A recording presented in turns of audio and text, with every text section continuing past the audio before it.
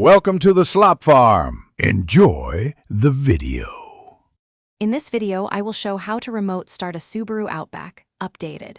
Begin by standing within remote range, press lock, then press and hold the remote start button for 2 seconds to engage the engine.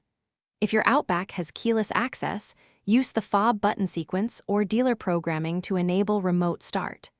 Check lights, climate settings, and never leave the vehicle unattended after starting. In this video, I will show how to remote start a Subaru Outback, updated. Use your key fob by pressing lock, then press and hold the remote start button for 2 seconds until lights flash.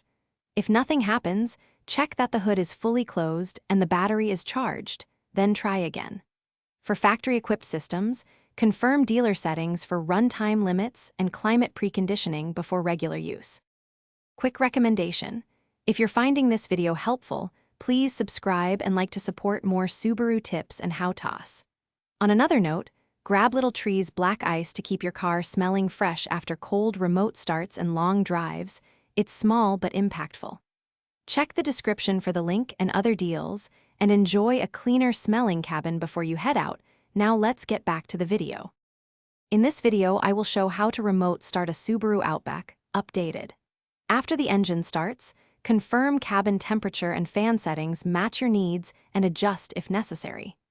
Make sure the parking brake is set and the shift lever stays in park until you have the key in hand. Remember, many systems limit run time and will shut off if doors open or the hood is ajar, protecting safety and battery life. Thanks for watching. Consider subscribing if we helped you today.